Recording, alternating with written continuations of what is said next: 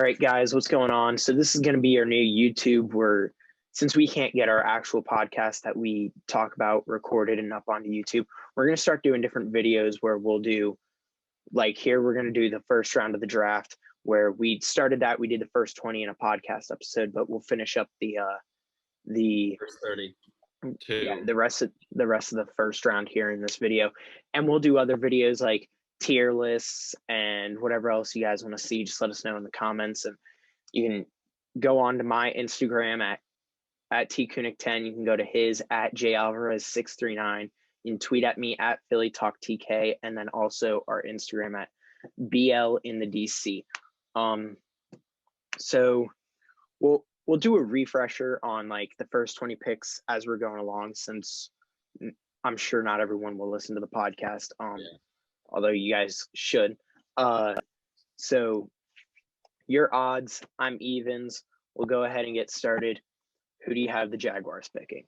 I think this is really a no-brainer, barring something very insane happening. Like, remember when that guy posted a picture of him smoking weed out of a gas mask in his draft stock? Oh, yeah, Laramie Tunzel. Yeah, unless something really ridiculous like that happens, it has to be Trevor Lawrence. Even then, I still think he's the consensus number one overall pick, and I really can't see the Jaguars taking anyone else in this situation. Even you can see here 5 stars, 24/7 high school rank. But I mean, 6'6", really tall. Don't get that out of a nice height for a quarterback. Yeah, tall quarterback. So I mean, you got a good quarterback there. But yeah, so I think that's pretty obvious that the Jaguars are going to pick him. And this is going up on Wednesday. Draft is tomorrow night, so we'll see how thorough these things go through. Probably incorrect. All right, and yeah. So with mine, so going into the draft, like before all the pro days and everything, everyone thought Justin Fields would be the number 2 overall pick. And then Zach Wilson had his pro day and kind of took that number 2 spot from Justin Fields.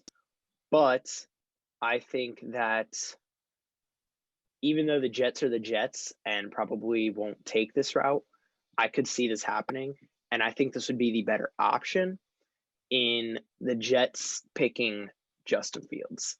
And the reason that I say that is because they have had a pocket quarterback. And don't get me wrong, Zach Wilson can get out of the pocket, move around when he needs to. But Justin Fields is that more mobile quarterback. The Jets' offensive line isn't anything to be staggered at. So, I think taking Justin Fields would give him that more dynamic player and a quarterback if they need to. And like I said, he had that same deep pass going opposite of his throwing hand. So I think that this would be a smart pick here. If they're going to pick Justin Fields, I don't know, but we will see what goes on down there. Yeah, you got number 3. He probably better fits their scheme, but it's the Jets, and they don't always probably make the smartest decision. Yes, I think Zach Wilson could be a better overall in the pocket quarterback, but we've seen with Sam Darnold that it's gone very bad, and that like their offensive line, once it collapses, they have pretty much nothing. And Justin Fields would probably be the better option in that situation, give them that threat to run so their offense isn't completely wasted. All right, so you got number 3 for the 49ers. Now, for the 49ers, I think it's pretty obvious they're going to take a quarterback. I just think it's a matter of which one. And considering how much it seems like Kyle Shanahan has been looking at Mac Jones, how much he fits their scheme, I think Mac Jones is going to be most likely the quarterback they're going to take. But if they do not take him, which I don't think they won't, but he's going to be the one that's most likely going to drop. He just fits their West Coast system very well. And if they were to take somebody like Zach Wilson, it would it'd probably take a little bit of more time for him to learn that kind of West Coast style. So I think Mac Jones fits their system and what they're trying to do the best. But I don't think they should completely write off Jimmy Garoppolo because they had a lot of injuries this year, and I would have considered it like a huge like year for Garoppolo. I just think he had to kind of write it off. So Mac Jones to the 49ers. Mac Jones. And I like this pick. I thought for sure, up until about 2 days ago, I thought they were going to take Zach Wilson or Justin Fields, whichever ones didn't get drafted number 2 overall. So that's what I thought was going to happen there. But then they came out saying that they wanted a quarterback who fits their West Coast offense. And Mac Jones is the number 1 quarterback in the draft who knows the West Coast offense. So I have number 4 with the Falcons. And with the way our draft is going, they have said that they think that they have a good enough backup quarterback and they're not really looking for someone to draft. But if this draft goes the way this is going, I don't see them passing up on Zach Wilson's. So I think they would take Zach Wilson, number 4, who came out of BYU and plays a similar game to Steve Young, who also came out of BYU, who has that pass-first mentality, but still has enough scrambling ability to get out of the pocket. Yeah, and I think the Falcons would probably try to look for something along the Brett Favre and Aaron Rodgers situation. You have a guy sit behind a very good quarterback for a little bit and get him better because I don't think the Falcons expect Zach Wilson to be there because I think he's pretty much been considered the consensus number 4 or number 2, I should say. But if he's there, I think it'd be kind of hard for them to pass up because tight ends are a lot more common than quarterbacks like Zach Wilson are. So if he's there, I think it's more than likely they could take him. So for number 5 for the Bengals, I think this is ultimately down to 2 players. It's between Penei Sewell and Kyle Pitts. I think they're going to go with Kyle Pitts because I think they really need more offensive options to give to Joe Burrow. And yes, they need an offensive line, and he doesn't have like enough time to throw the ball a lot, but when you have a good tight end, he's somebody you can get the ball to very quick, and he can pick up some really good yards after catch. So I think that'll be another great offensive option to give to Joe Burrow because I think their wide receiver core, it's not great, but it's not bad. And then they have Joe Mixon, so I think their offense can be really great if they add a guy like Kyle Pitts. And also Kyle Pitts, not only is he tight end, he's 6'5", 239, which is insane, but and he ran a 4.4 on the 40-yard dash. Yeah, but those kind of tight ends don't come around. Yeah, he's more than a tight end. He can play anywhere on the field. You can throw him at an outside receiver, you can throw him at tight end, and he's got the blocking. So he's got everything. He's more than just a tight end. He's a dynamic playmaker. So at number 6, I'm going to go a little bit wild here because Penei Sewell is still on the board. And yes, I think that'd be a good pick for the Dolphins because they do need linemen. But they also need wide receivers. And I think Devontae Parker is injured too much. And they need a wide receiver more in this draft, being that after Jamar Chase, Devontae Smith, and Jalen Waddle, there's still some good receivers up there, but not as good as this offensive line depth. So with the 6th pick in the draft, I am picking Jamar Chase for the Dolphins. Yeah, but I think this is one pick that could possibly be changed by the Ereck Flowers trade that happened yesterday. The Dolphins sent Ereck Flowers to Washington for a pick in the 200. So this could possibly mean they might try and draft an offensive lineman, but I do think they probably need wide receivers a little more than they do. So next we got the Lions.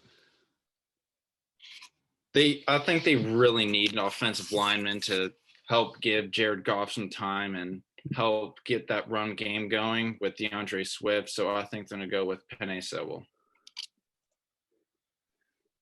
All right, and that's the beginning of their rebuild, because the Lions have been the definition of mediocre. You look up mediocre in a dictionary, you're going to get a picture of the Lions. I think they're the worst franchise in the NFL.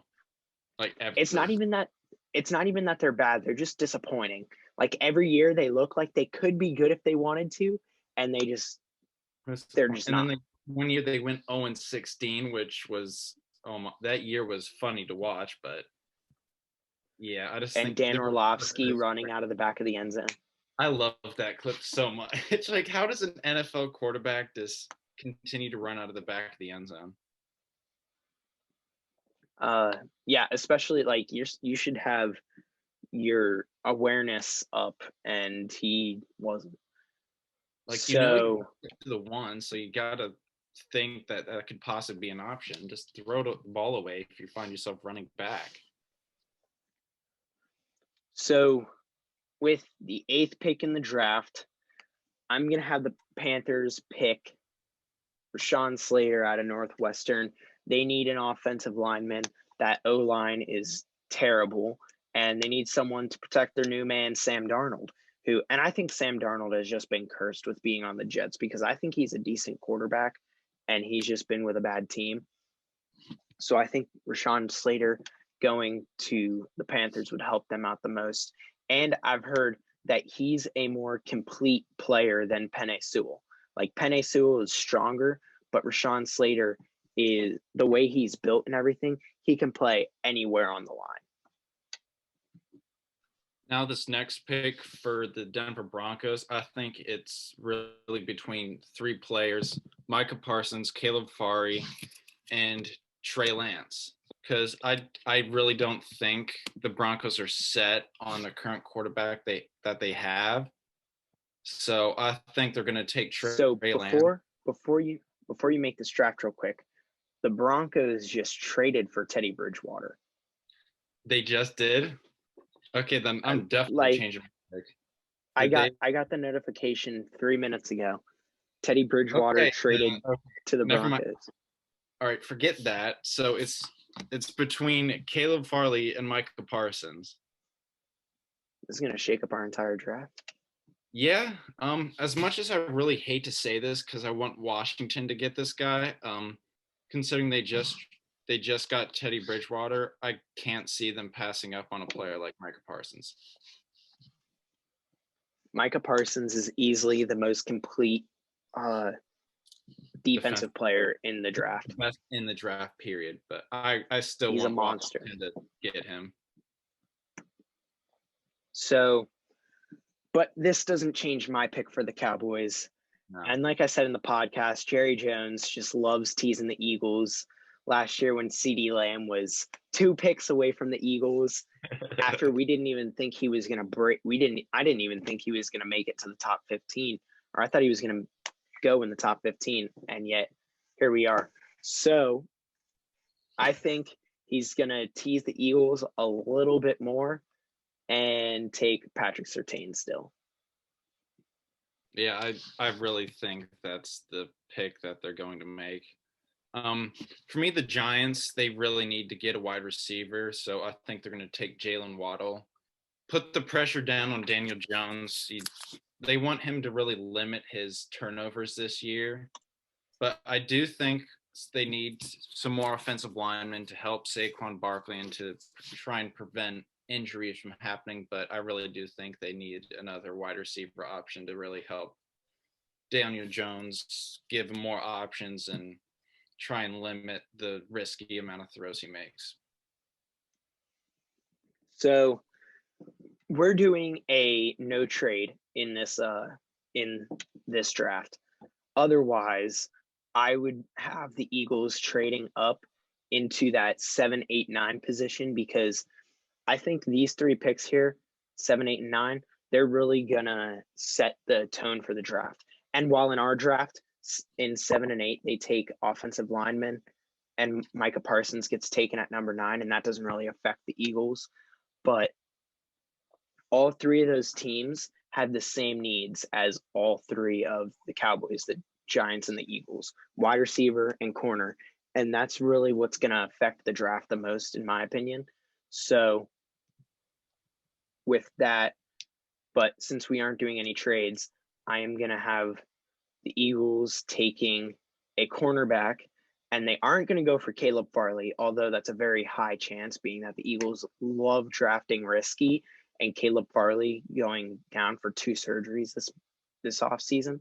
But I think they're going to take the phone man's son in Jaycee Horn. And Jaycee Horn better hide a phone in the pad of the goalpost every game in case he gets a pick 6 so that he can call home to his dad. So for me, the Chargers, they really need an offensive lineman. I think the only other player they could possibly take is maybe somebody like Kwity Paye, but I can see them taking with the 13th Christian Darrisaw. You got to give the quarterback some more time. Yeah. Especially with Justin Herbert has a cannon, so you got to give his players time to get down. Give him a little bit of time. I think he's going to be able to thread the needle on some of those throws. So now that we're switching up this entire draft, originally I had Kwity Paye going to the Vikings, but since there's still a couple good O linemen on the board, I'm gonna have them trying to give Kirk Cousins a lit. Actually, you know what? Now I'm still gonna go with Kwity Paye going to the Vikings. Give Danielle Hunter a little bit of help on the opposite end, and get some pressure on the quarterback. Yeah, they have one of the best running backs in the league, so I don't think they need as much time. So I think their defense needs a lot more help than their offensive line does. So with this pick, I originally had the Patriots taking Micah Parsons, but since that's trade changed up, I think Bill Belichick is the kind of guy who's going to take a lot of risks. And Devontae Smith, there's a lot of questions about him, that he's very small, but the Patriots need offensive weapons badly. And if they do not trade up, I think they're going to take Devontae Smith. All right. So that kind of shakes up our draft a little. And at number 16, I want to say I had the Cardinals taking Devontae Smith, but now that he's gone, there are a couple players I could see going here. Either Caleb Farley or Rashad Bateman, because they need both cornerback and wide receiver. But I think they're going to look at it as Rashad Bateman can be more of a help right now as opposed to Caleb Farley, who will probably need a season. So I think here they're going to take Rashad Bateman to give a little bit of speed, being that they don't really have a speedy wide receiver out there. They have DeAndre Hopkins, who has probably has the best set of hands in the league, but they don't have any speedy guys. They don't have any route runners, route technicians. So I think they'll take Rashad Bateman. Yeah. And with the Raiders picking, I think they're going to go with an offensive lineman. So I think they're going to take Elijah Vera-Tucker. Their offensive line is already pretty good, and I think they're really going to be sticking to Derek Carr. So I think they're going to give him some more time with Elijah Vera-Tucker. And considering that they're going to be a running team with Josh Jacobs. So I think they're really going to bet on that and become a true running team. And Elijah Vera-Tucker, I mean, he's one of the better offensive linemen, and making it all the way to 17 would be big for them. So that kind of throws a wrench in the works for the Dolphins. But I am still going to go down, and I'm going to take Tevin Jenkins for the Dolphins from Oklahoma State because they still need that protection for Tua Tagovailoa. And they did Cute. just trade Eric Flowers, so it really looks like they're going to be trying to get an offensive lineman at some point during this draft. Yeah, and he's the best player up there. So best offensive lineman up there. Yeah, so with Washington, my team, yes, Trey Lance is there, but I think right now, currently, a linebacker is going to be able to help us more than somebody like Trey Lance would. So I think they're going to take Jeremiah Owusu-Koramoah. Yeah, the guy from Notre Dame. I think if we get like a solid linebacker, our defense will be complete and be able to be a top 5. And considering how young we are, we're only going to get better. All right. And I think the Bears, they still need help at corner. And again, Caleb Farley, still the best corner on the board, as you can see.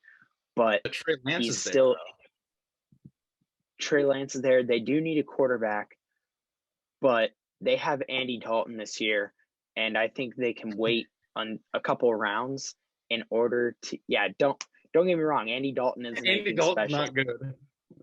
But I mean, he can be a Bear. He can perform subpar for the Bears, like the Bears usually do every year. And the Bears are a team where your offense just needs to do good enough. They just really need a game manager. Yeah, the Bears like to have a good defense. So I am going to go over to corner since they lost Kyle Fuller. And I'm going to give him Asante Samuel Jr. because Asante Samuel Jr., he's a smaller guy, but he's fast enough that he can play outside, but he can still also play inside if he needs to. So I think he's a more all-around corner and can go where he needs to for the Bears.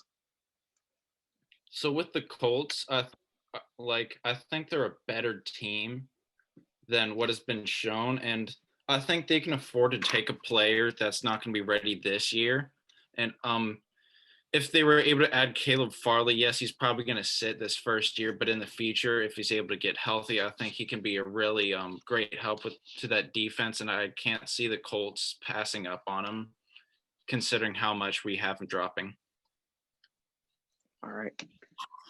Caleb Farley, 2 corners taken in a row, which really makes it rough on the Titans.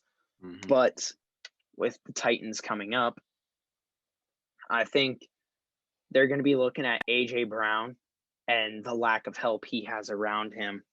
And they're going to take Terrace Marshall from LSU to give A.J. Brown some help, take off some of that double coverage and score some touchdowns for him. Yeah. With the Jets here, I think they really need to get themselves some defensive help. And considering I think a lot of the good cornerbacks are pretty much gone at this point, you'd really be reaching if you were to take one. I think they're going to go with Jalen Phillips. All right. And with the Steelers, they just traded away James Conner. So if you look in their backfield, there really isn't anyone that you look and go, oh yeah, he's going to be a good player for them. Like they have Benny Snell, but he hasn't proved to be anything yet.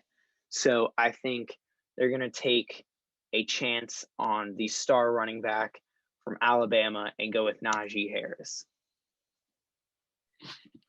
So with the Jaguars here, I think this is a very difficult one because if you look on the board, there's not a lot of offensive linemen left. But I think it's either between Landon Dickinson and Kadarius Toney. How do you say that first name? Kadarius Toney. Yeah, Kadarius Toney. I think I'm going to go with Kadarius Toney. Get Trevor Lawrence some help. And he's a speedy guy. Mm-hmm. So he'll be able to get downfield. So you look here and it says the Browns need some help at the edge. But they just got Jadeveon Clowney. Who made that team need? Yeah, They have Jadeveon Clowney. They have Myles Garrett. They have Olivier Vernon. Aziz Alario is still up there, but I'm going to go with Baron Browning because they don't really have any good linebackers. They don't have any standout linebackers. And while yes, Jadeveon Clowney is considered a linebacker, he's a Von Miller type, a TJ Watt type who comes off the edge to attack. So with the Ravens here, I think they need a little bit of help on their defensive line. Yeah, I think they have a good secondary, but if you were to add a piece to that defensive line, it makes the secondary even better. So I think they're going to take Azeez Ojulari from Georgia. All right. I'm going to move this over here so that they can see who's coming up to get picked later. The Saints. This one's kind of tough, but there's still one more decent corner up there.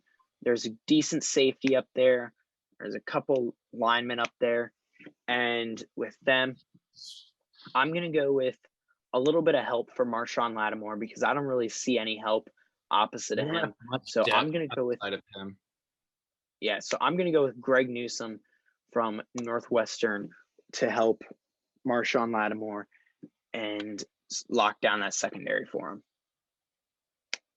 With the Packers, I think they need a little bit. I think they need a lot more help than what they're going to get in this draft. But I think they're going to take as a lineman. I really think they need a little bit more help on that line. So I think they're going to take Dylan Ranzon.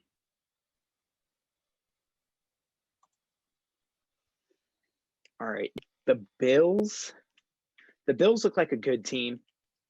They have a lot locked up in the secondary.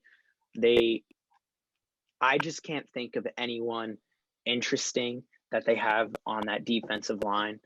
So I'm going to go with Gregory Rousseau from Miami to maybe get some speed off the edge. So with the Ravens here, I think they're going to go with an offensive lineman, get Lamar Jackson some more either space to throw or run the ball because their offense has at points struggled and they haven't been able to get the run going. And I think they're a team that really depends on the run. So I think they're going to start hedging their bets and trying to get them more time to run. So I think they're going to take Liam Eichenberg from Notre Dame. All right. And with the 32nd pick, I'm going to go a little bit off the board here. And even though they just signed a couple guys, again, no one that you really think is going to be standing out there. And before I make this pick, I'm kind of surprised that Trey Lance dropped all the way to the second round. But yeah. I can see it happening. He only played 18 games. But with the 32nd pick in the NFL draft, I think the Bucs are going to take Travis Etienne because they have Leonard Fournette, but he doesn't really. He's a short-term fix. You have Giovanni Bernard, third down back. Ronald Jones again, short-term. The fact that he's on the last year of his rookie deal, and the fact that they re-signed Leonard Williams kind of shows that they don't have enough trust in Ronald Jones to carry the load. But I honestly can see them with Trey Lance in that situation because he's going to learn behind Tom Brady, the best quarterback ever. So. That could be another pick for them, and I could see that. I'd think they'd go with a quarterback over the running back because yes, they have two short-term options, but I think they'd much rather have a long-term quarterback than they would a running back. I just don't like the way that Trey Lance looks coming into this draft, being that he doesn't have much experience and he played at NDSU. And don't get me wrong, like Carson Wentz is a good player. There are a couple other players coming out of NDSU, but he only played a little bit and he's easily the most inexperienced quarterback in the draft. But he would be going to a quarterback-friendly situation in the Bruce Arians, but who knows? So with that, we'll go over our draft picks. The Jaguars take Trevor Lawrence. The Jets take Justin Fields. The 49ers take Mac Jones. Falcons take Zach Wilson. Bengals take Kyle Pitts. Dolphins take Jamar Chase. Detroit Lions take Penei Sewell. Carolina Panthers take Rashawn Slater. Denver Broncos take Micah Parsons. Cowboys take Patrick Surtain. Giants, Jalen Waddle. Eagles take J.C. Horn. And I'm really interested to see what the Eagles do here. The Eagles are so iffy in their draft picks that I don't know how I really think the Eagles would draft here. The Eagles are the hardest team to guess a draft for. The Chargers give some help to Justin Herbert and get Christian Darrisaw. The Vikings get some help off the edge with Kwity Paye. And I saw talks of Kwity Paye being liked a lot by the Eagles, possibly getting taken at number 12 if they don't trade up. Patriots taking Devontae Smith. Arizona Cardinals take Rashad Bateman. Raiders take Elijah Vera Tucker. Dolphins take Tevin Jenkins. Washington takes Jeremiah Owusu-Koramoah. Chicago Bears takes Asante Samuel Jr. Indianapolis Colts, Caleb Farley. Titans, Terrace Marshall Jr. Jets, Jalen Phillips. Steelers, Najee Harris. Jaguars, Kadarius Toney. Cleveland Browns, Baron Browning. Ravens, Azeez Alario. Saints, Greg Newsome II. The Packers take Dylan Radins. The Bills take Gregory Rousseau. Ravens again take Liam Eichenberg, and the Bucks take Travis Etienne or Trey Lance. That one's a toss up. Yeah, that one I think is a toss up. Let us know what you guys think in the comments. Let us know if you guys want to see some more stuff. I'm thinking next, since one of the big things about this past hockey season, because we are more of an all sports thing, except basketball. Basketball is kind of boring. But I want to do a tier list for the reverse retro jerseys for the NHL. Cool. I think that'll be fun to go over and see what you think about them, see what I think about them, and we can go in on that. And I think tier lists are fun. They kind of have a fun twist on videos. So come back again to see that. Let us know what you guys want to see in the comments, and go hit up our podcast, Brotherly Love in the District, on Spotify, Apple, Google, you name it, it's up there. Follow us on Instagram, and we will see you guys next time.